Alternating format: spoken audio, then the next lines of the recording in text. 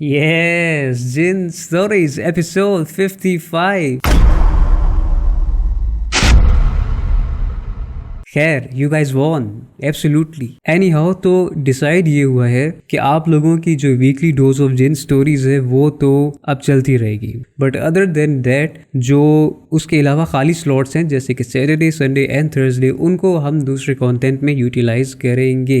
तो let's see के उन स्लॉट्स में what's knew that is coming, because you never know what's coming. आज के हमारे इस एपिसोड में हमारे पास दो ऐसी खौफनाक स्केरी स्टोरीज हैं कि जिनको सुन के आपके, मैंने पिछली वीडियो में भी कहा था कि रोंगटे खड़े हो सकते हैं, मगर मैं इस दफ़ा ये नहीं कहूँगा, जबकि मैंने फिर भी कह दिया, but still you get my point कि मैं कहना क्या चाह रहा हूँ। तो ये स्टोरी सुन के आप अपनी जिम्मेदारी पे बेसिकली ये स्टोरी सुनिएगा, और मैं कहूँगा आप सबसे कि रात के टाइम अगर आप सुन रहे हैं तो कोशिश करें कि इन स्टोरीज को ना सुने। अगर सुन रहे हैं तो फिर आपकी अपनी मर्जी है, मैं कुछ नहीं कह सकता। ये कहानी एक जनाब की है कि जिनके वालिदैन चंद दिनों के लिए अपने घर से बाहर गए थे, मगर वालिदैन की गैर मौजूदगी में उनके साहबजादे के साथ इस तरह के गैर मामूली इवेंट्स उनके साथ पेश आए कि जो उन्होंने उनके वहम गुमान में भी नहीं थे। तो उनके साथ क्या हुआ और किस किस तरह से हुआ, वो क्या स्केरी इवेंट्स हैं जो उन्होंने महसूस किए, सुनते हैं।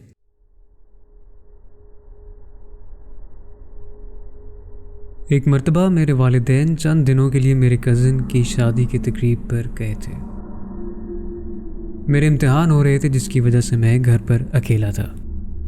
वालिदैन को शाम के वक्त रुखसत किया और उनके जाने के बाद मैंने खाना ऑर्डर करवाया।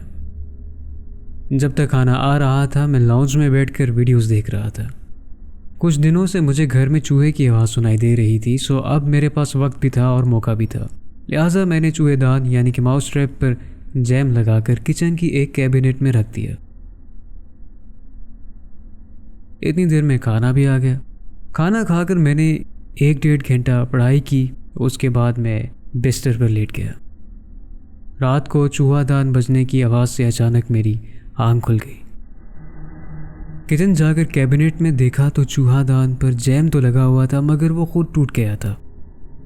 बहुत ताजुब की बात थी कि ऐसा क्यों हुआ है जबकि कुछ फंसा भी नहीं है इसमें। इतने में लाइट चली गई और मेरे पास मोबाइल फ़ोन भी नहीं था कि फ्लैश लाइट ऑन कर सकूं। पर्दे सभी खिड़कियों के आगे थे जिसकी वजह से बहुत अंधेरा हो रखा था सारे घर में। बहुत ही मुश्किल से मैं सीढ़ियों तक पहुंचा। खौफ भी महसूस हो रहा था, पर कैसे तैसे मैं अपने कमरे में पहुंचा और बामुश्किल मोबाइल ढूंढकर फ्लैश लाइट ऑन की। नीचे से मुझे बर्तन बजने और भागम दौड़ की गूंज सुनाई दी। मैं मज़ीद खौफ में मुब्तला हो गया था कि घर में कोई मौजूद भी नहीं, फिर ये गूंज किसकी और कैसे। मैंने कमरे का दरवाज़ा बंद करके लॉक कर दिया और कुर्सी पर बैठकर सोच में मुब्तला हुए जा रहा था कि नीचे जाऊं या फिर डायरेक्ट बाहर लॉन की तरफ निकल जाऊं किसी तरह। हिम्मत जुटा रहा था कि फिर मुझे खटपट सुनाई देने लगी। अब की बात तो सीढ़ियों से किसी के ऊपर चढ़ने के कदम भी सुनाई दे रहे थे और मेरी हालत बस बिगड़ती जा रही थी। सकते में वहीं बैठा पसीनों पसीन जिस्म के साथ मैं बस दरवाजे की जानिब टिकटिकी बांधे हिल नहीं पा रहा था अपनी जगह से। मैं बैठा गौर कर रहा था कि मेरे कमरे के सामने वाले कमरे का दरवाज़ा खुला, फिर मज़ीद एक और दरवाज़ा खुला और वहाँ से टॉयलेट फ्लश होते हुए सुनाई दिया। इसी के साथ लाइट भी आ गई और मैं फ़ौरन कमरे से निकलकर नीचे भाग गया। बाहर आकर मैंने अपने दोस्त को कॉल मिलाई, उसे कहा कि मेरे घर आ जाओ, ऐसे ऐसे सिलसिले हो रहे हैं। उसने पहले तो यकीन नहीं किया मेरा कि शायद मैं बहाना बना रहा हूँ, पर बहरहाल वो मेरे घर तशरीफ़ ले आया। बहुत हिम्मत जुटाकर मैंने उसके साथ दोबारा घर के अंदर कदम रखा। ऊपर जो कमरा खुद खुला था उसकी तफ्तीश की, पर सब कुछ बिल्कुल अपनी जगह पर था, मानो जैसे थोड़ी देर पहले कुछ हुआ ही नहीं। मेरे दोस्त ने मुझे तसल्ली दी कि तन्हाई में वहम अक्सर हकीकत इख्तियार कर लेते हैं, मगर इसमें कोई घबराने वाली बात नहीं।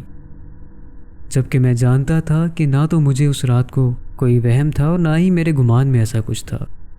खैर बाकी का वक्त सुकून से गुजर ही गया, पर ना जाने वो सब क्या हुआ क्या नहीं, ये मेरे लिए आज भी एक सवाल है।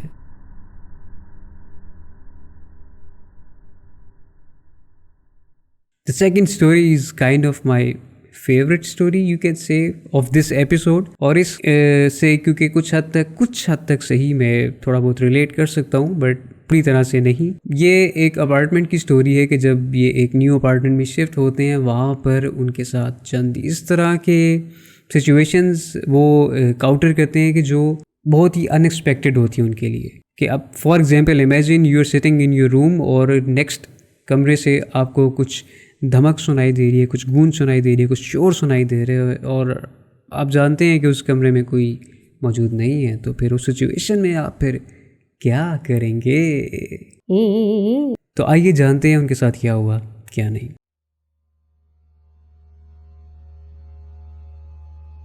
छः महीने पहले मैं अपने नए फ्लैट में शिफ्ट हुआ था।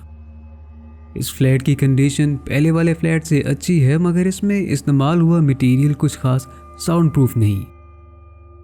यानी कि रात को दूसरी बिल्डिंग वाले कमरे से हंसने या टीवी वगैरह का शोर कुछ हद तक सुनाई देता है।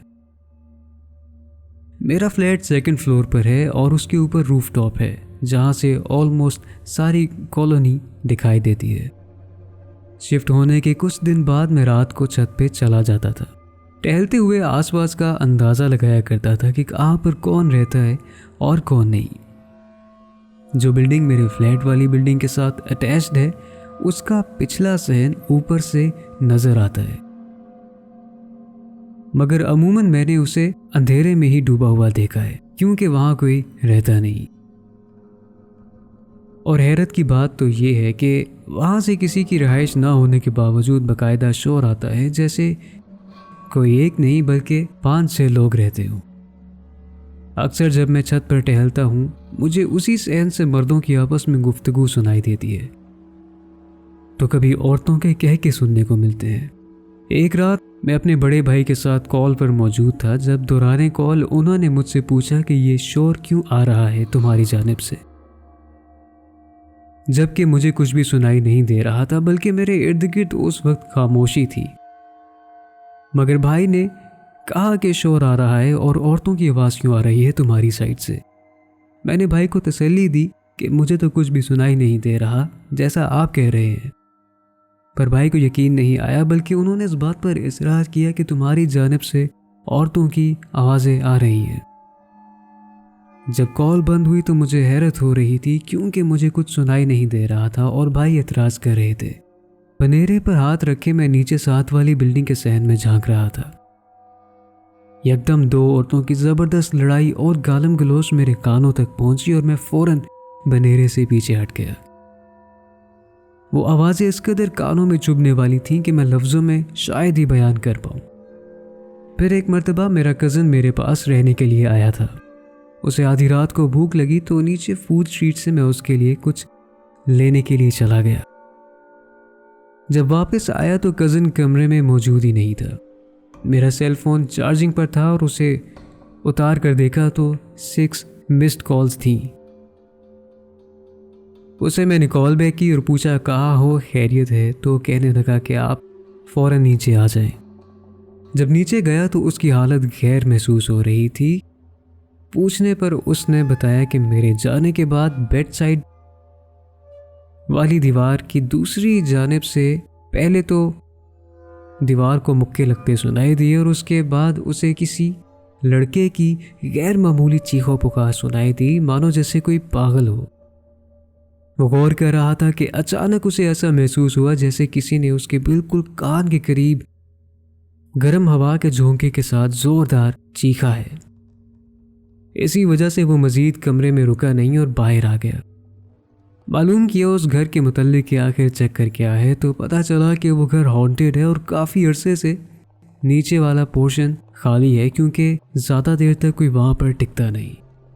पर अल्हम्दुलिल्लाह कभी हमें किसी किस्म का जानी नुकसान नहीं पहुँचा और नमाज की बाकायदगी जारी है, जिससे हमें डर या खौफ महसूस नहीं होता।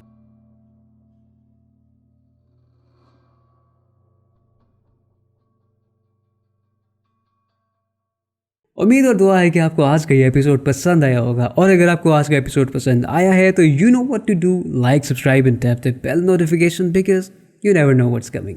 मिलते हैं आगे मिलते हैं अगले एपिसोड में, तब तक के लिए फी अमान अल्लाह।